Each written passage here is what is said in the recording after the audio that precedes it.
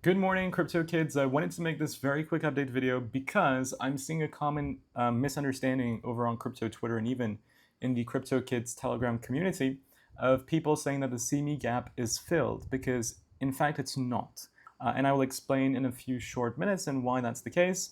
But before we jump into the video, massive congratulations. We predicted exactly that Bitcoin would come down, and sadly decide to go for the McDonald's pattern instead of the Lamborghini pattern. We said that Bitcoin will likely come down and close the CME gap at 114,325, which it has not done yet, and then potentially even come down to further price levels, which would be the 112 to 113 area, to see a retest of the inverse head and shoulders on the weekly time frame. When we go into the spot price action, yes, we can see that the price came down to 14. Bollinger Bands, by the way, seeing a break to the downside, not a good sign. Another reason why I think we can go lower to the 112 to 113 area is because we're seeing a break of the Bollinger Band. And when you have such a big coiling up in the Bollinger Bands on the daily time frame, usually you would see a larger drop. This points a pivotal shift in price action.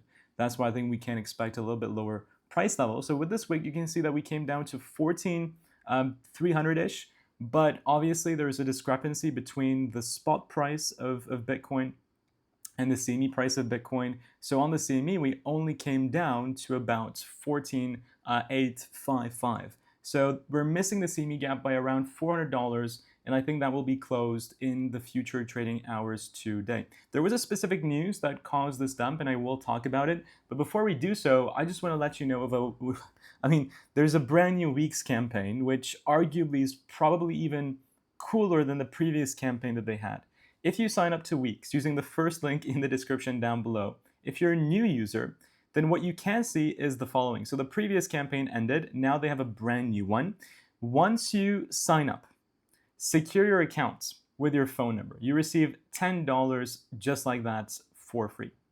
And then if you download the Weeks app, which is available on the App Store, you will get a completely free $1,000 with 50x leverage Ethereum USDT position that you can go and use to trade, and whatever money you make from that position will be yours. So use the first link in the description. We will do some Ethereum price analysis towards the end of this video. So claim that week's bonus. It's yet again another wonderful bonus just for you.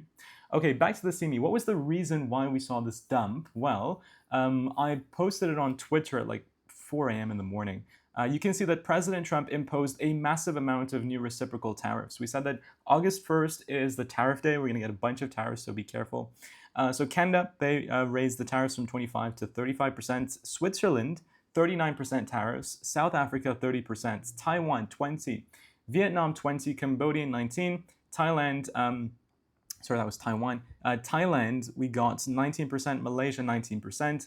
Indonesia, 19%. Turkey, 15%. And Venezuela, 15%. When we go to the stock market, I don't think we can see the pre-trading prices at the moment, but I would assume that the stock market is also seeing a drop, and so is the price of Bitcoin. We haven't filled the CME yet. I think we will today. And because of the Bollinger Band break to the downside on the daily time frame, I think we can even see a retest to the 112 to 113 price levels. So if you open limit long positions, you're in profits because Bitcoin bounced from that 114 range briefly.